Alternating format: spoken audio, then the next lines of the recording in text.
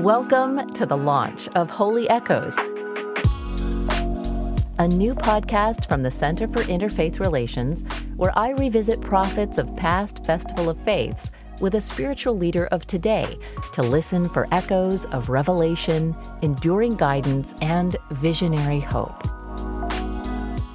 Together, we listen for the wisdom that persists.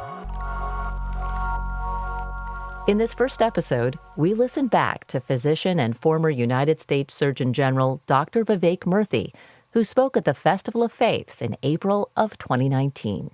I think one thing that's important to know is that loneliness is not a new phenomenon. People have struggled with loneliness for centuries. But it does feel like it has a different flavor today because there are different factors that we're struggling with. So one of the factors is actually there is a structural issue, which is that we've actually become far more mobile than we ever were before, which is amazing. I came here to Louisville and it took me 2 hours on a flight. Wow, that's extraordinary. But it also means that we have moved away from the communities that we have known, the what we grew up with. Sometimes we move many times over the life course. And that does something. It fractures relationships, and then we end up having to try to rebuild those relationships. The second thing that has happened has been the advent of new forms of technology that have enabled us to communicate in new ways. Now, on the face of it, this should be an outright benefit. But it's been mixed. Sometimes we use technologies in ways that profoundly connect us. I couldn't, for example, talk to my grandmother very much when I was growing up because she was in India and we didn't have FaceTime because it didn't exist. And we didn't have email because that didn't exist either. We would write these letters called aerograms on these blue pieces of paper that some of you may remember that would take 2 weeks to be delivered to India. And you'd buy them from the post office and it was very exciting. But it was certainly not very immediate. And so technology, though, it has a potential to be great. But what has also happened, what matters is it's not really a question of is tech good or bad. It's a question of how do we use technology. Are we using it to optimize connection or not? And if you look at the data around this and you look at the reality of how we're using technology, you see that we're often using it in ways that diminish our connection. We are often distracted, in fact, in talking to people over dinner or just face-to-face by the phones that are vibrating in our pocket or often vibrating face up on a table. We sometimes substitute our in-person, face-to-face interactions for instead online interactions, thinking that, well, if I've got a bunch of friends online and I'm posting on their Facebook wall or, DMing them on Twitter, then that's, I'm still connecting with them. But it's a very different sort of level and quality of connection than engaging with people face-to-face. So technology is important. But I think the last one that I'll mention, I think, is the most vexing and challenging of all, which is culture and how our culture has evolved and shifted over time. And I worry that we have become a culture that has increasingly focused on individualism and that has also increasingly focused on work. And we have not actively said relationships and people are not important. But we've allowed the factors, relationships and people, to slide out of negligence in a sense. But what that tells us really is that we've built a society that's centered around work and accomplishment and reputation, as opposed to a society centered around people. And what we've done is fit people in where it's convenient. But that has taken a toll over time as we've become busier and busier and busier. All of these forces together, I think, have combined to create one of the great ironies of the modern age, which is that we are more connected than ever by technology, but more lonely and disconnected than any of us thought we would be. And with us today as our first guest to respond to Dr. Murthy is Reverend Dr. Lauren Jones Mayfield, the Executive Director of the Center for Interfaith Relations. Hey, Lauren. Hi, Sally. It's so good to be with you today. Lauren, what do you hear today that echoes what Dr. Murthy is saying here? I hear several echoes of what Dr. Murthy is saying in our everyday experiences of how we are living life, how we are so connected and arguably addicted now to our technology, and what that says about our interpersonal communications and that challenge that I hear from him to put people and put our relationships back at the center of not just our lives, but also the ways that we are using and depending on our technology. How do we wake up? How do we practice presence? How do we say to our friend across the lunch table or to our kids at the dinner table, I'm going to turn my phone off and not even just turn it over on the table. I'm going to put it in another room so that I can be fully present to you during the course of this meal. You know, when we think of interfaith work, we're often talking about the value of interconnectedness. I'm curious how you see this value reflected in your faith, and why is this important to your work with the Center for Interfaith Relations? Interconnectedness is everything, actually. When I hear that word, I think about the invitation to be present to one another.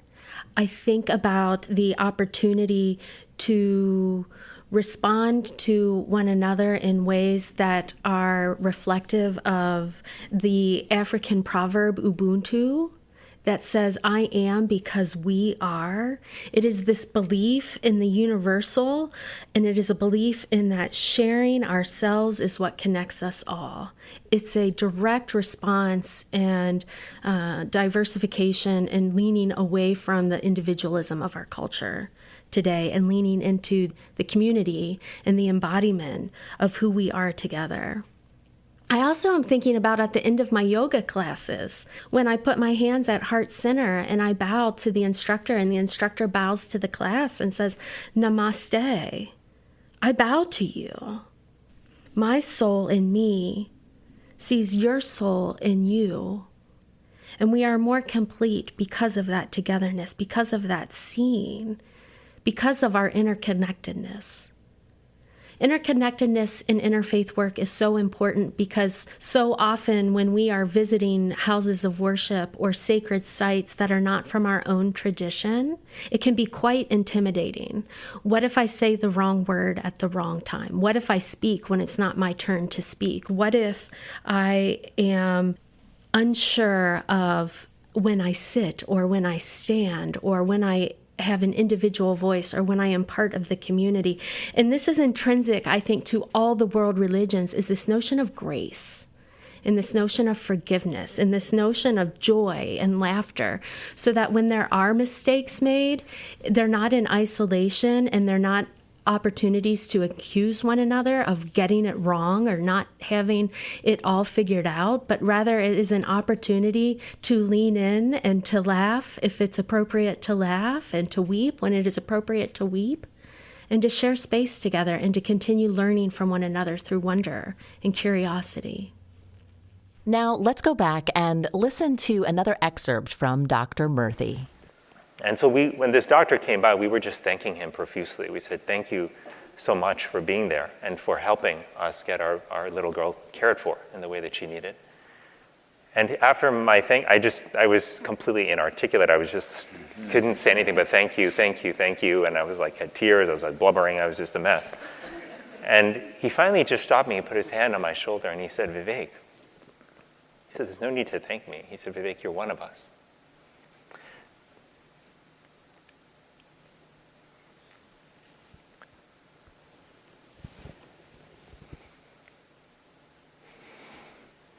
And when he said that, you know, it made me feel like I belonged. It made me feel like there were people who cared for us and who were looking out for us. And it didn't escape me that there are so many times in all of our lives where we walk through the dark hallways of life feeling that we're alone, that there isn't someone to take care of us. The extraordinary thing about this is that what he did in that moment is he allowed himself to express his love for us through the service that he provided. And what we have realized, like in our own lives, ever since we found out that we were pregnant with our first son, is we've realized that the most fundamental question, the most fundamental issue of our time that's going to determine whether or not our children have a safe environment to grow up in is the question of what happens in this deep struggle that's happening in our country and our world between love and fear. Because that is the truth, is that we are locked in this deep struggle between love and fear. And this fear manifests in lots of different ways. It's showing up as insecurity, as anger, as jealousy, as rage. But the love shows up as well, as kindness, as compassion, as empathy, as generosity. And we realize that as much as our instincts and who we are is to be beings of love, that many people in our country are living in a place of fear. And many of us, if not all of us, are having many moments where we are living in that fear as well. It's affecting our lives, it's affecting our communities, and it's affecting our country and the world. And so the question that I think is the most important for us to ask ourselves is, what are we going to do to tip the scales away from fear and towards love? Wow, what a powerful moment when Dr. Murthy shares that. You're one of us. You're one of us. Can you tell us about a time when you experienced that? What strikes me as you ask me that question, Sally, is the vulnerability that is intrinsic to belonging. That loneliness isn't new, and yet to talk about loneliness feels incredibly raw at times. Many people know, and many people don't know, that for the majority of my life, I have struggled with an eating disorder, and that now I articulate it as a way of living in recovery from anorexia. And the anorexia was a coping strategy that my brain, all of our brilliant brains, originate to cope with pain and trauma and feelings of loneliness. And so when I encountered my anorexia at a time when I lost control of it, and the irony of that is that in anorexia, you think that you have control, that I had to leave my job and my children and my husband and move to residential treatment in another state. And intrinsic to eating disorders, not for everybody, but for almost everybody who has and struggles and has conquered an eating disorder, it is this age-old deep perfectionism. And we know from Brené Brown, right, that underneath perfectionism is shame. And so as you are one who is battling this quest to be perfect in all of your relationships and how you show up in the world, in the ways that you practice your faith, when that is blanketed with shame, there is a deep embarrassment in a sense that I have done something wrong, which is guilt, and even beyond that, that I am wrong. And so I left for residential treatment, and I was, in my perfectionism, convinced that I was not sick enough to be there, that it could always be worse, that it could always include an alternative treatment or alternative interventions. And when I was early in my time at residential treatment for my anorexia, one of the group therapists asked a question, and I don't remember what that question was, but my answer was, I don't feel sick enough to be here. I don't feel worth the resources that it's going to take to help me get better. I don't feel worthy of this distance from my family and this spending of time and energy and money to go toward me and my treatment. I felt utterly alone in that moment and in that space. And without saying a word, this young adult teenager who I did not know came up to me and she hugged me. She didn't say anything. She really looked at me and she saw me as she hugged me. And that physical touch was enough to know that I belong. Lauren, you're one of us. As Dr. Murthy referenced the doctor that helped his child, he explained that this doctor expressed his love through his service. I wonder what practices we can engage in to counter the factors that we named of technology and culture around us that lead to these experiences of loneliness. Bell Hooks says that belonging is a place where the soul can rest. In other words, it is a homecoming. It is a returning to that front porch where we are known and where we know one another. And so I'm wondering in your question, and as we process and are dialoguing here about what Dr. Murthy says, what are the things that can counter our technological divisions and the mobility and the culture around us? And I find myself thinking as I'm getting ready to say this word, I can't believe I'm getting ready to say this word because I'm not going to say I'm poor at it. I'm going to say there is so much opportunity for me to continue to grow into this. Meditation, mindfulness, presence with a capital P. And with that, when we are able to be intentional with our thoughts and our words and our actions, often there are other balms for this division and this loneliness that is in our culture. I think we can more readily tap into joy and laughter. I think we are motivated in new ways to be advocates and activists for those who are experiencing loneliness and a cessation from belonging and can't find their home or who have been outcast from their homes. But when we're showing up living out of our values, and when we're showing up mindfully, and when we're showing up with this inspiration to respond with joy and purpose and grief, there's no stopping what we can do, even if we continue to feel lonely and look for belonging ourselves.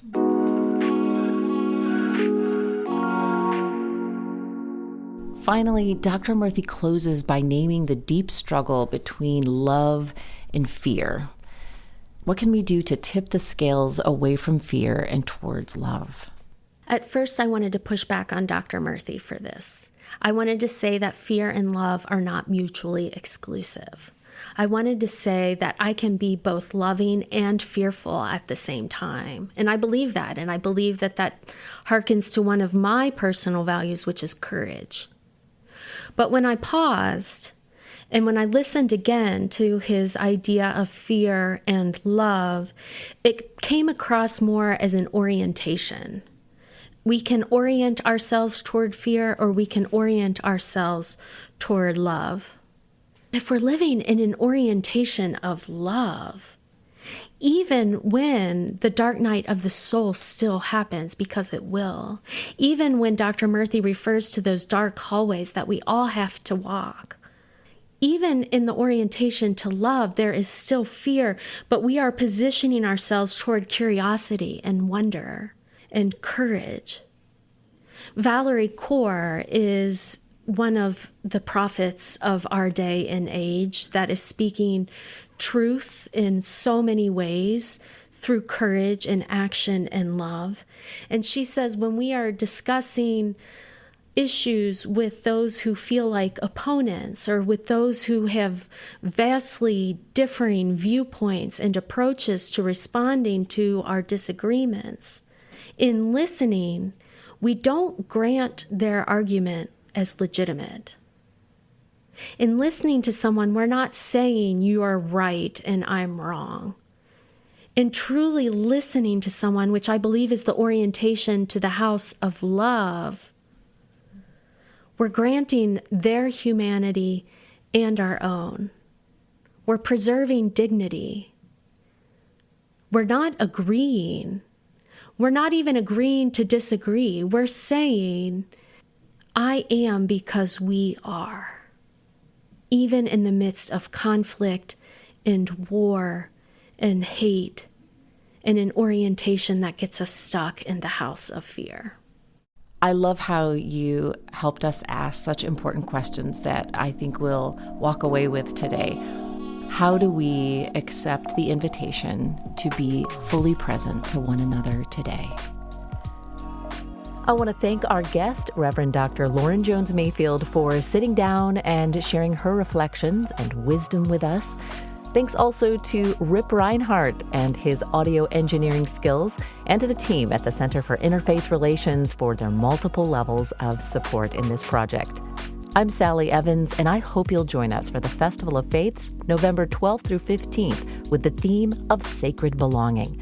Author and founder of the Revolutionary Love Project, Valerie Kaur, referenced in this episode, is a keynote speaker. Visit thefestivaloffaiths.org to check out the festival schedule and get your tickets.